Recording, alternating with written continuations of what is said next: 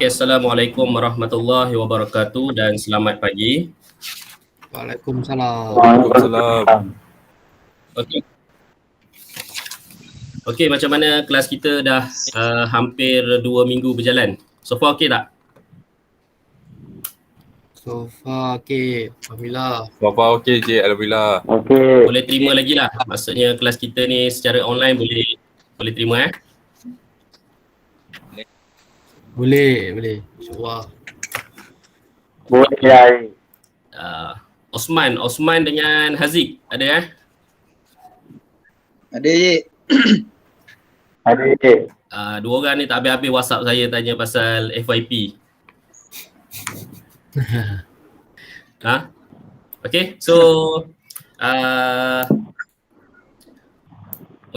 sebelum saya start kelas, saya nak bagi sedikit safety lah ataupun keselamatan yang perlu kita amalkan lah sepanjang kita berada di rumah especially macam sekarang ni semua pelajar berada di rumah dan saya rasa tak perlulah kita keluar rumah jika tidak ada benda yang penting sebab sekarang ni COVID pun semakin kalau ikutkan kes dah semakin menurun, tetapi kalau ikutkan varian-varian yang baru sekarang ni agak bahaya jugalah. Jadi saya harap semua berada dalam keadaan sihat lah. Okay, sebelum saya start kelas saya akan ambil attendance dulu. Okay, Amrit Shah ada? Ya, saya Encik ada. Okay, Farha Syamimi. Saya Cik. Muhammad Aziz. Bawa tidur Aziz? Bawa tidur? Mata pun bengkak lagi. Okay, Muhammad Alif Adam. Saya Encik. Ada. Muhammad Baihaqi. Saya Cik. Kenapa tak on kamera? Jap. Sound Cik tak dengar lah. Slow sangat. Saya nak setting jap. Okay. Ni Muhammad Syakif. Ada je. Okay, Nur Akilah. Saya Cik. Osman Haikal. Ada. Razmil. Razmil. Cik. Okay. Oh, Ismail. Gimana pasar raya?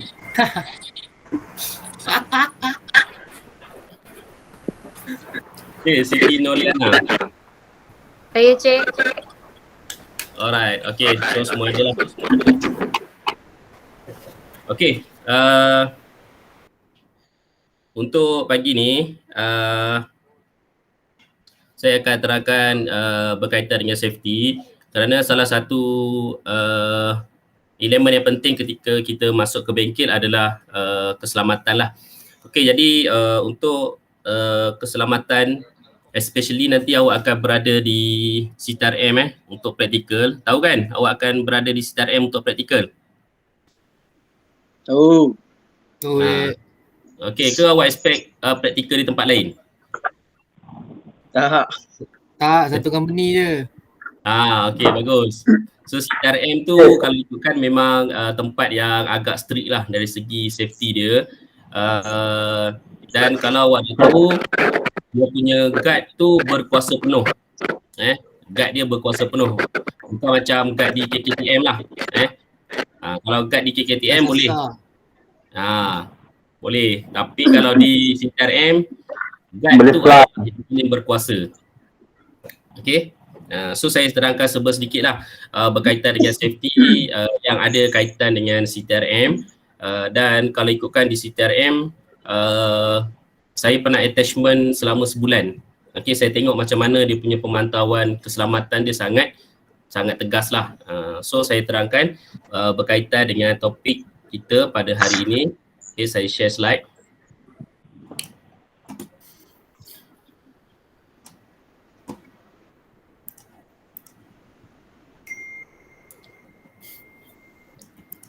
Okay, nampak tak slide yang saya nak present ni?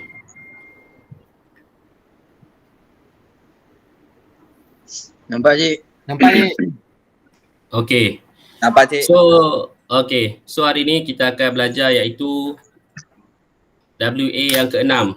Okay, WA ke-6 ni adalah prosedur laporan kemalangan. Okey, prosedur laporan kemalangan ni adalah apabila di tempat kerja berlaku kemalangan ataupun insiden, kita akan buat satu laporan. Okey, so macam mana laporan itu ditulis? So hari inilah saya akan terangkan secara detail.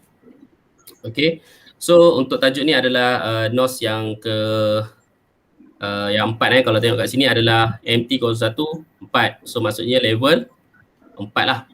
So awak dah masuk level 4 itu Composite Manufacturing Technology. Okey, apa tujuan pengajaran yang akan disampaikan hari ini? Ada 3. Okey, yang pertama adalah jelaskan tujuan laporan kemalangan. Okey, kenapa kita perlu buat laporan kemalangan? Okey, apa tujuan dia? Itu yang pertama yang awak akan dapat pada hari ini. Sepatutnya awak akan habis dalam masa 30 minit ni awak tahu 3 tujuan pengajaran kita. Okey, yang pertama tujuan laporan kemalangan.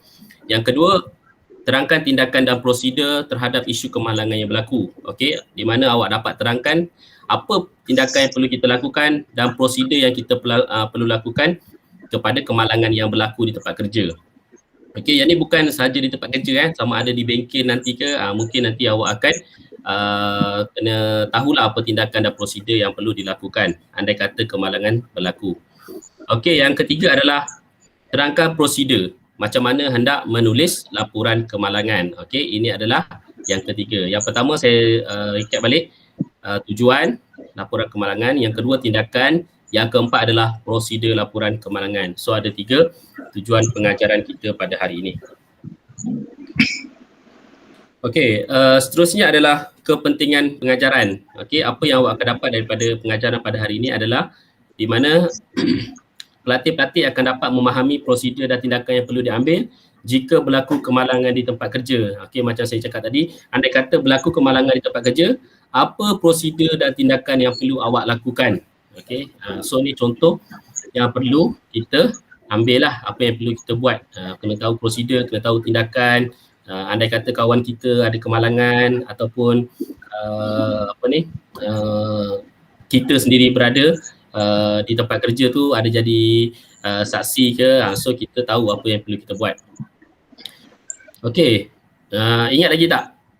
Okey, ni apa dia? Gambar yang saya tunjuk ni. Emergency assembly point. Tempat berkumpul. Okey, tempat berkumpul. Okey, di KKTM ada tak tempat berkumpul? Ini dekat apa? Dekat mana? Apa dataran apa nama tempat tu? Okey, so awak tahulah. Maksudnya di KKTM ada tempat berkumpul. Pernah terlibat tak dengan aktiviti sepanjang awak ada di KKTM? Fire drill. Ada tak? Pernah Tak ada, terlibat? Cik. Pernah dengar tak loceng bunyi lepas tu awak jatuh? Tak pernah Tak. Oh, tak pernah lah. Maksudnya awak baru 2-3 sem. Okey, baru 3 sem lah. Jadi mungkin awak masuk dalam keadaan wabak COVID. Mungkin kita tak ada latihan training lah. Kalau ikutkan sebelum ni di KKTM kita ada buat fire drill. Okey, kita ada tempat berkumpul kecemasan lah. Okey. Okey, so daripada gambar ni. Okey, yang pertama, gambar yang kedua dan gambar yang ketiga. Okey, apa yang awak nampak daripada ketiga-tiga gambar ni? Ada yang nak jawab? Yang pertama ni kenapa? Ya? Jatuh? Tangga. Okey, jatuh tangga. Okey, yang kedua? Ajar dia. Jadi. Kecederaan? Parah. Kepala. Yes, kecederaan parah ataupun kecederaan di kepala lah, agak parah lah kalau kita tengok macam ni. Okey, jadi Renjatan elektrik. so apa menyebabkan dia? Sebab dia tak pakai baju. So menyebabkan kematian lah Okey, kalau nampak dekat sini, ini mungkin jatuh tangga, mungkin kecederaan ringan. Okey, yang kedua kecederaan parah. Yang ketiga melibatkan kematian. So kita tengok tahap risiko ketika awak bekerja ada banyak. Okey, kemungkinan awak akan jatuh tangga, boleh kecederaan ringan saja.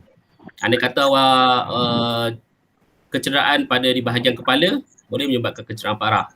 Okey, dan ketiga, jika awak terkena renjatan elektrik boleh menyebabkan kematian.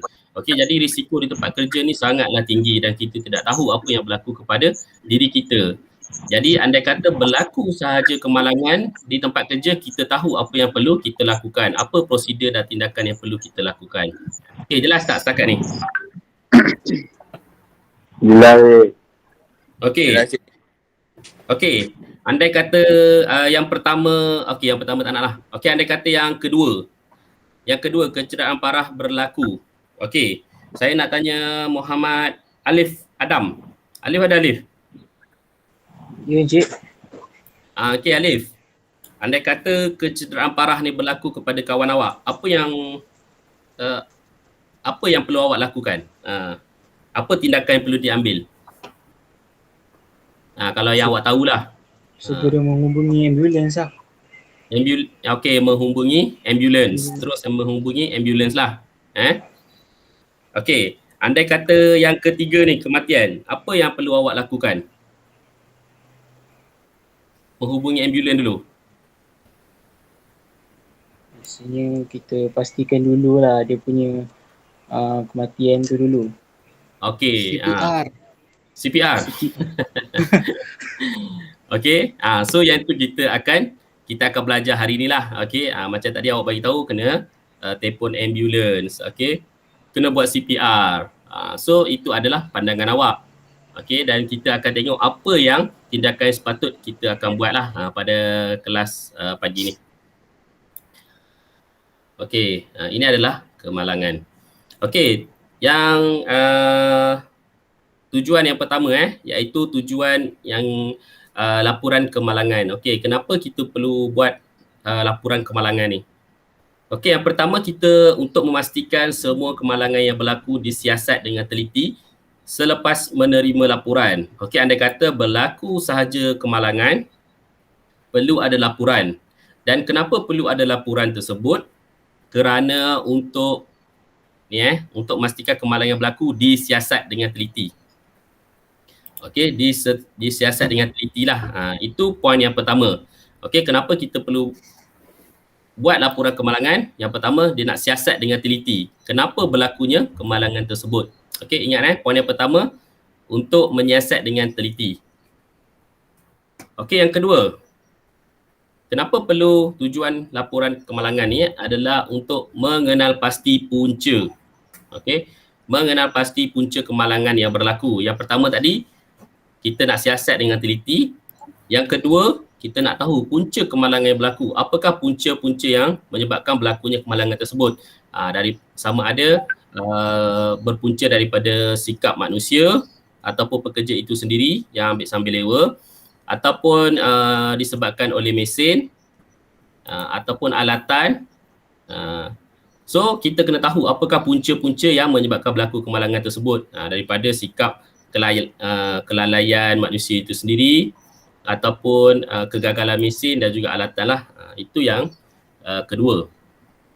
Okey, tujuan laporan kemalangan yang ketiga adalah untuk mencari dan melaksanakan kaedah yang paling berkesan untuk mengelakkan kejadian sama berulang. Kita nak mengelakkan kejadian sama berulang. Okey, contoh yang ketiga ni adalah andai kata kita tahu punca kemalangan itu adalah daripada mesin. Okey, kita tahu mesin tu setiap kali gunanya akan menyebabkan kemalangan. Contohnya awak menggunakan grinder. Okey, awak guna grinder. Grinder tu kita dah tahu dah. Okey. Grinder tu ada masalah. Kita guna je, dia punya mata tercabut. So kalau kena mata tercabut, mata dia punya okey, dia punya kita panggil sebagai dia punya yang blade dia terkena dekat kawan awak. Lepas tu mesin tu tak di-repair, still guna lagi. So itu adalah punca berlaku kemalangan. So kita nak pastikan kemalangan yang sama tidak berulang. Okey, boleh? Setakat ni okey? Boleh? Boleh, Cik. Okey, kita recap balik. Okey, yang pertama tadi kenapa tujuan laporan ni? Tujuan yang pertama. Untuk siasat dengan teliti. Okey, bagus. Siasat dengan Siasat dengan teliti. Okey, yang kedua? Mengenal pasti masalah. Punca. Punca Mengenali punca masalah. Berlaku. Kemalangan. Okey, yang ketiga. Yang ketiga, mengelakkan kejadian berulang. Okey, mengelakkan kejadian Berulang. berulang. Okey.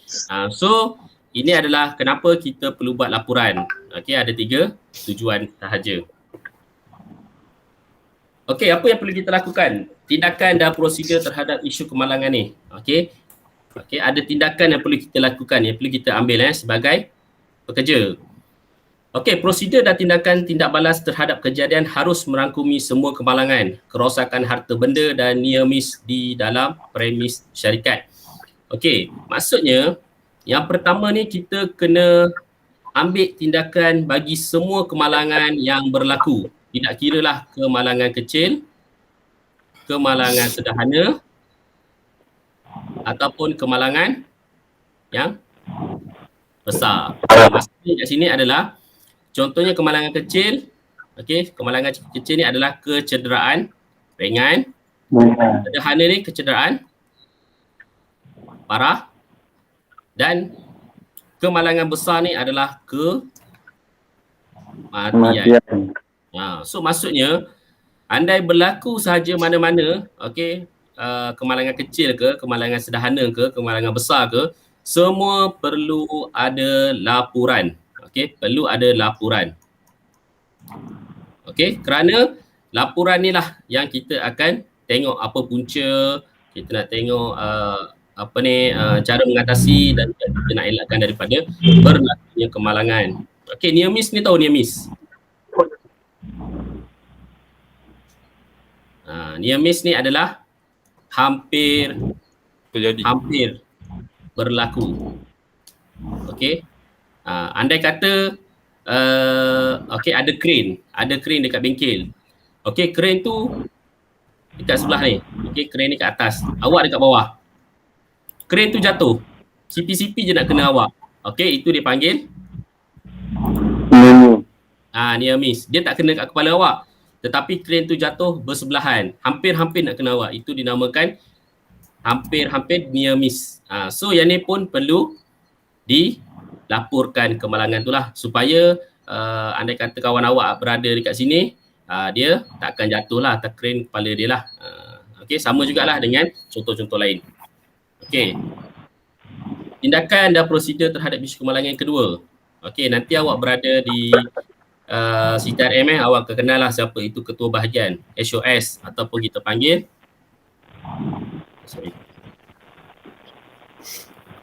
Head of Section. Okey, HOS, Head of Section, dan area leader bertanggungjawab untuk memastikan semua tindakan pencegahan telah diambil dan dipraktis di bahagian dan kawasan mereka. Okey, bagi setiap department, okey, contohnya nanti department layout. Okey, di CTRM ada department layout, department painting. Okey, akan ada ketua-ketua dia lah. Okey, yang pertama ketua dia adalah HOS layout, Head of Section layout, HOS painting. Lepas tu bawah dia adalah area leader. Okey, mereka ni adalah bertanggungjawab untuk pastikan semua tindakan pencegahan telah diambil dan dipraktis di bahagian kawasan mereka lah.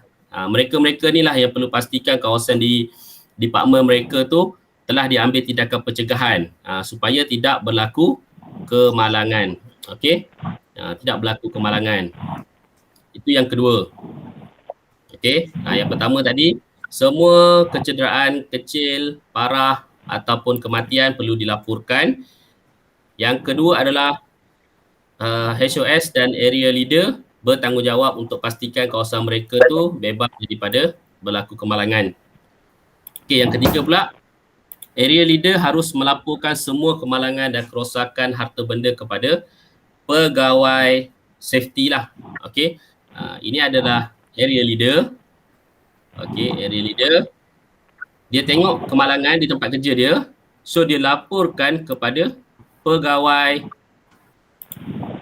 safety. Okey, di CTRM akan ada seorang ataupun dua orang pegawai safety. Bukan di CTRM je lah. Di semua tempat ataupun di kilang memang akan ada safety officer kita panggil. Kalau di KKTM pun ada. Okey, Cik Imran. Dia ada safety officer punya kelulusan lah. Dia ada kelayakan dia. Okey, nak dapatkan safety officer punya title ni agak susah lah. Dia kena pergi exam, dia kena buat practice. So dia akan baru dinamakan safety officer lah. Okey. So area leader ni dia akan laporkan kemalangan ataupun kerosakan harta benda company kepada OSH. OSH ni dia akan buat tindakan lah. Okey. Yang keempat, area leader, team leader, mangsa dan saksi bertanggungjawab untuk ikut serta dalam penyiasatan dilakukan oleh jawatan kuasa kesihatan dan keselamatan pekerja. Okey. Andai kata berlaku kemalangan, okey, area leader. Ini area leader. Ini team leader. Ini adalah mangsa. Okey. Andai kata mangsa tu boleh berdiri. Dan juga seorang lagi adalah saksi. Keempat-empat ni perlu bersama dengan pegawai OSH ataupun safety officer ni untuk melakukan penyiasatan. Akan pergi ke tempat kejadian untuk siasat. Apakah punca berlakunya kemalangan tu? Okey. So 4 orang ni akan bersama-sama dengan safety officer untuk menyiasat kemalangan yang berlaku. Okey, itu yang keempat. Yang kelima, semua bukti mesti disimpan untuk siasatan. Gambar bahan, kecederaan dan kawasan disarankan perlu diambil sebagai bukti kenangan. Okey, apabila kenangan pula, bukti kemalangan. Okey. So apabila dah pergi ke tempat berlaku kemalangan, perlu ambil gambar. Okey. Dan juga perlu ambil semualah laporan, okey, saksi ke apa, perlu disimpan sebagai bukti. Okey. Bukti kemalangan. Inilah bukti. Okey, jelas? Setakat ni boleh? Boleh. Okey, bagus. Okey, seterusnya. Prosedur laporan kemalangan. Okey, prosedur laporan kemalangan ni adalah yang pertama, area leader terdekat dengan kawasan yang terlibat kemalangan hendaklah menyerahkan laporan bertulis terperinci mengenai kejadian itu dalam masa 24 jam selepas kejadian itu kepada pegawai safety lah. Okey. Yang pertama, apabila berlaku sahaja kemalangan, laporan kemalangan perlu ditulis. Okey, dengan terperinci dalam masa 24 jam. Okey, 24 jam dia perlu hantar kepada pegawai safety. Okey, laporan yang terperinci perlu dilaporkan dalam masa 24 jam. Dia tidak boleh lebih daripada 48 jam, tidak boleh lebih daripada 72 jam dan sebagainya lah, tak boleh. Dia mesti 24 jam. Sebelum 24 jam boleh. Jangan lebih daripada 24 jam. Okey, yang kedua. Andai kata kes kematian. Okey, berlaku kematian di tempat kerja lah. Okey, laporan mesti dibuat dengan segera. Kawasan mesti selamat, tidak ada objek atau mangsa harus dipindahkan. Laporan mesti dibuat kepada pegawai safety dan juga ketua jabatan. Okey, andai kata kemalangan berlaku kematian. Okey, kematian di tempat kerja. Jangan alih. Okey, jangan pindahkan mangsa. Okey, biarkan mangsa yang dah mati ni di situ. Dan juga apa contohnya ada crane jatuh ke, okey, kena mangsa, jangan alihkan. Kalau dia hidup, kena alihkan lah. Tapi andai kata dia dah meninggal, biarkan di situ supaya senang untuk laporan itu dibuat lah. Jadi safety officer dan ketua jabatan tu tahulah apa yang berlaku. Ini adalah sebagai bukti berlaku kemalangan. Okey, boleh? Ini untuk kes kematian. Okey, seterusnya adalah yang ketiga. Okey, yang ketiganya sekiranya sebab kejadian tidak diketahui, jelaskan penyebab yang paling mungkin yang akan digunakan sebagai pendapat semasa penyiasatan. Okey, yang ni andai kata tiba-tiba je kemalangan berlaku, tidak tahu sebab. Okey, tak tahu sebab. Jadi apa yang perlu dibuat adalah jelaskan penyebab yang paling mungkin. Okey, contohnya kat sini uh, okey, seorang pekerja ni berjalan-jalan, tiba-tiba je dia jatuh. Okey, dia jatuh dan juga dia tak tahu sebab. Okey, dia tak tahu sebab. Jadi kita tengok di sekitarnya. Okey, andai kata mungkin penyebab tu adalah daripada air ataupun minyak ataupun apa-apa penyebab saja yang menyebabkan kemalangan berlaku, itu digunakan sebagai penyebab yang paling mungkin. Okey, boleh? Boleh tak setakat ni? Dengar tak saya? Boleh. Boleh, okey. Cik. Itu andai kata sebab tidak diketahui lah. So kita akan ambil penyebab yang paling mungkin berlakunya kemalangan tu. Kita ambil yang paling hampir lah. Okey. Itu yang ketiga. Yang keempat, pegawai safety akan memantau pelaksanaan dan penguasaan tindakan pembetulan untuk menutup laporan dan akan memantau selama 3 bulan untuk mengesahkan kecukupan tindakan yang diambil. Okey, andai kata kemalangan berlaku tadi Okey, andai kata kematian tadilah kita ambil. Kematian ni berlaku di tempat kerja. Okey. So pegawai safety ni dia akan pantau, contoh ni kawasan hand layout. Ada berlaku kematian. So kat sini kematian berlaku.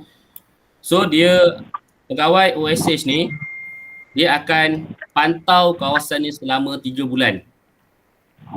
Pegawai safety ni akan pantau selama 3 bulan untuk pastikan laporan, okey, punca berlaku kemalangan dekat sini contohnya disebabkan oleh mesin, disebabkan oleh sikap manusia, alatan ke. So dia akan tutup laporan ni, dia akan pantau lah dalam masa 3 bulan. Okey, ingat 3 bulan dia akan pantau kawasan ni untuk menutup laporan tersebut. Okey, dia untuk mengesahkan kecukupan tindakan yang telah diambil. Okey. Okey, itu saja 3 tujuan yang pengajaran hari ini. Okey, boleh? Ada soalan? Ada yang tanya soalan ke?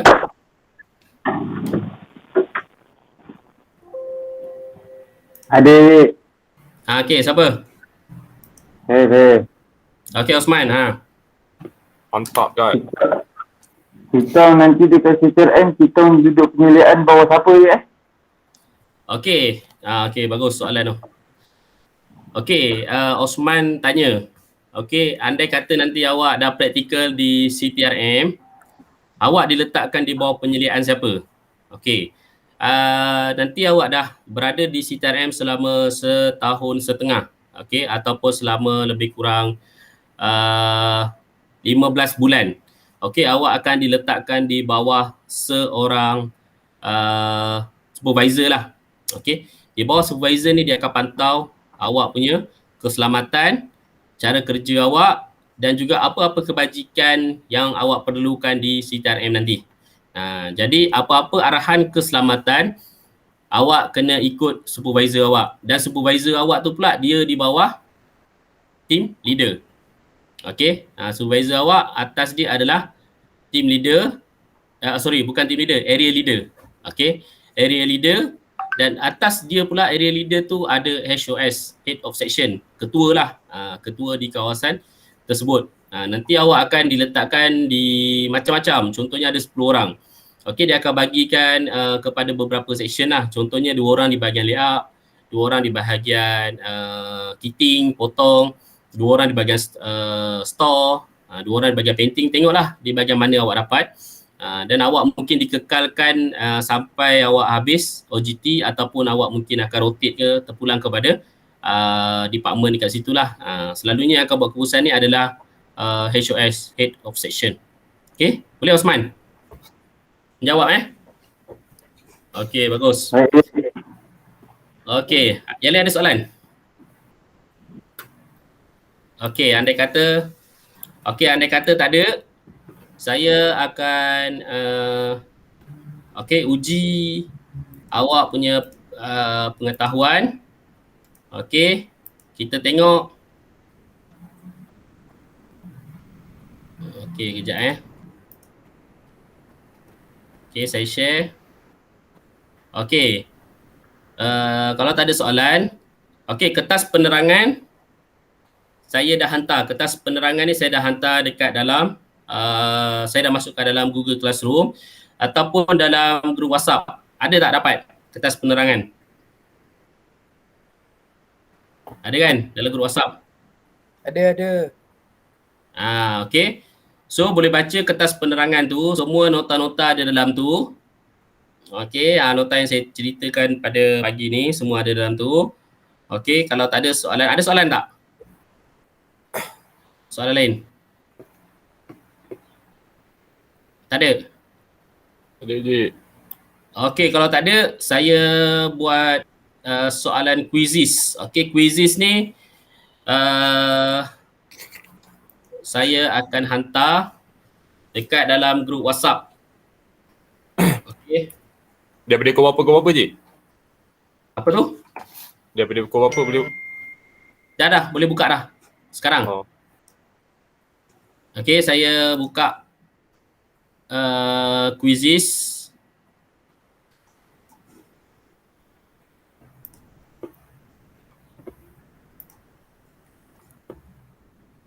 Dah, semua dah buka quizzes. Yep.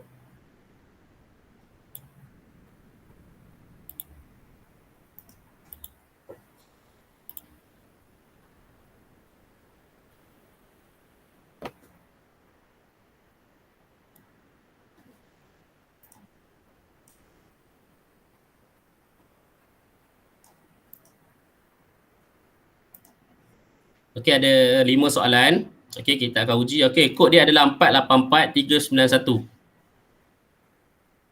Okey, nampak ni 484391.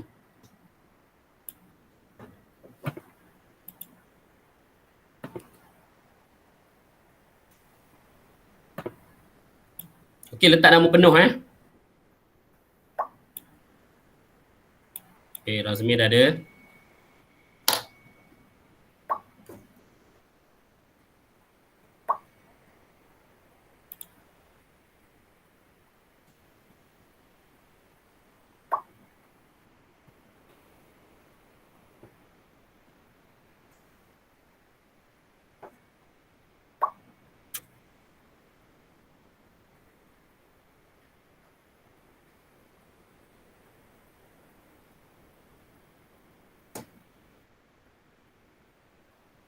Kod dia 484391.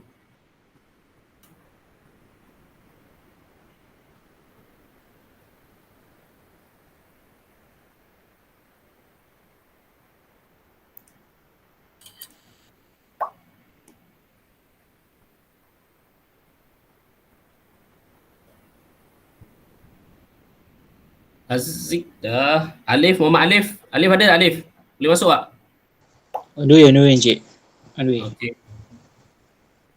Baihaqi ada, Baihaqi. Kena masukkan kod je Masukkan kod ni 484391. Ada. Kejap. Boleh? Aduh. Okey. 484 391.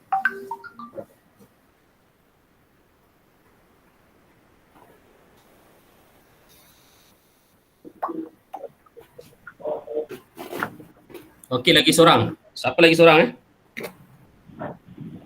Saya cik. Aduh. Siapa? Caci. Okey.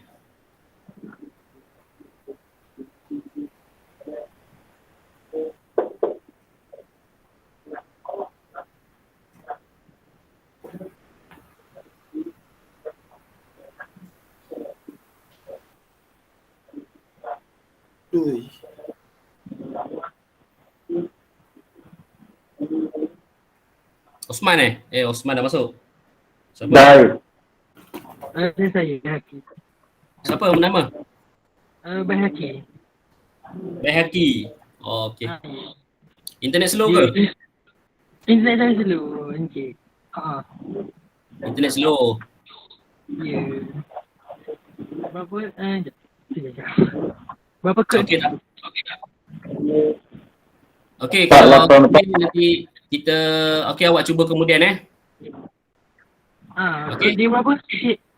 484 391. 484. 391. Okey, saya start dulu. Kalau anda kata internet dah okey, awak terus masuk, okey? Okey. Okey. Okey. Okey, 484 391 Okey, so kita start.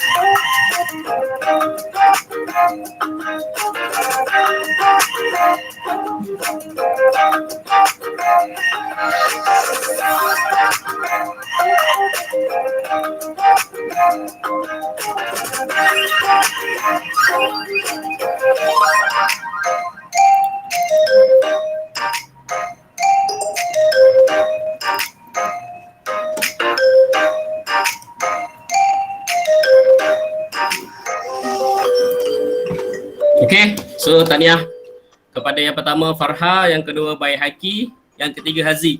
Okey. So top 3 lah. Okey. So yang lain pun tahniah. Okey, saya tengok semua 100. Okey, maksudnya boleh kata keseluruhan semua soalan dijawab tu betul lah. Okey, so kita tengok. Okey, kita review soalan tadi. Dengar tak saya? Boleh tak? Dengar cik. Dengar cik. Okey. So kita tengok soalan pertama. Tujuan laporan kemalangan adalah untuk memastikan semua kemalangan yang berlaku disiasat dengan teliti selepas menerima laporan. Betul atau salah? Betul. Okey, jawapan dia betul. Okey. So maksudnya 10 orang menjawab dengan betul. So baguslah, semua dapat faham kenapa tujuan laporan kemalangan tersebut dibuat.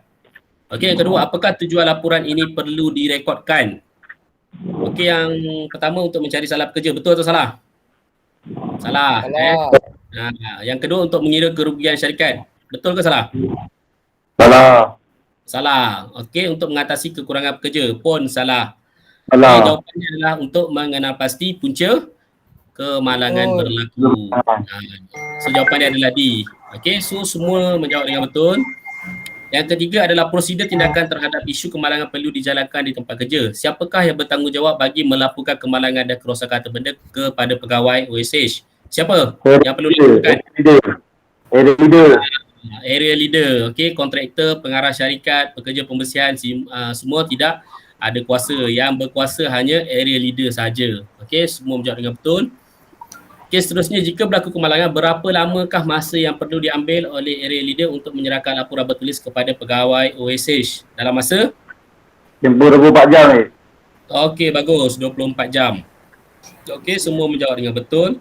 Yang kelima, untuk kes kematian, laporan perlu dibuat dengan segera. Kawasan mesti selamat, tidak ada objek atau mangsa harus dipindahkan. Laporan mesti dibuat kepada pegawai OSH dan ketua jabatan. Betul atau salah? Betul.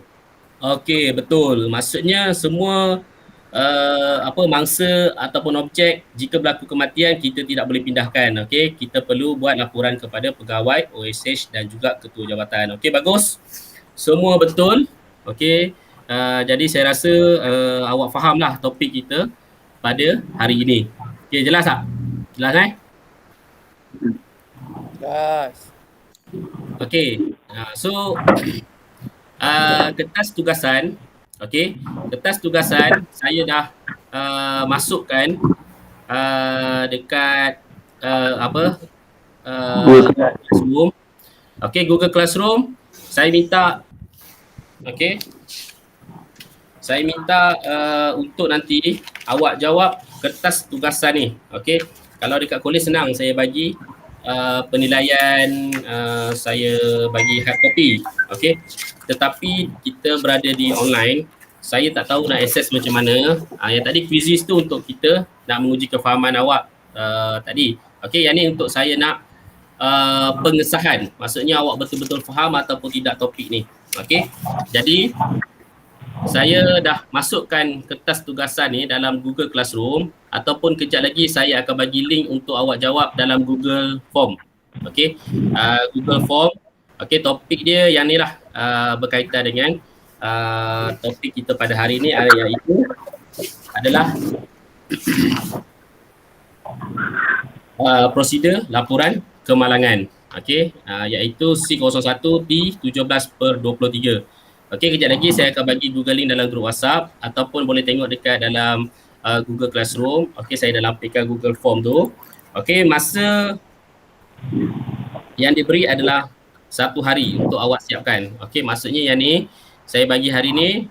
So sebelum pukul 12 pagi esok awak dah submit Google Form tu kepada saya lah. Okey. Soalannya adalah berkisarkan kepada laporan prosedur kemalangan. Okey. So andai kata awak tak tahu ataupun ada masalah dengan soalan tersebut ataupun tak tahu topik hari ni, awak boleh WhatsApp saya ataupun boleh call saya. Okey, dan juga hantar tugasan yang telah diberikan tu lah. Esok last Okey. So jadi dulu saya terangkan tajuk akan datang. Okey, apa yang perlu awak faham hari ni, di mana awak tahu yang pertama, awak tahu kenapa tujuan laporan kemalangan dibuat. Okey, kalau kita recap balik tadi, tujuan laporan kemalangan yang pertama adalah untuk apa dia? Tujuan yang pertama untuk pastikan semua kemalangan disiasat. Yang kedua, kita nak tahu punca kemalangan itu berlaku. Yang ketiga adalah kita nak pastikan keadaan itu tidak berulang kembali lah. Kemalangan tu tidak berulang kembali. Okey? So, untuk tajuk akan datang, kita akan belajar laporan kemajuan pengeluaran. Okey, yang ni kita akan belajar macam mana performance production kita perlu buat report. Okey, ni akan detail pada next kelas nantilah. Okey. Okey, kalau tak ada soalan, saya ucapkan ribuan terima kasih. Andai kata ada sebarang pertanyaan, awak boleh emailkan kepada saya, rohaizwan@marah.gov.my, ataupun ni nombor telefon saya untuk awak hubungi. Okey. Andai kata andai kata kalau tak ada soalan, okey, saya ucapkan ribuan terima kasih. dan kita akan jumpa pada kelas akan datang. Okey, kita tangguhkan kelas kita pagi ini dengan tasbih kifarah dan surah Wal-As.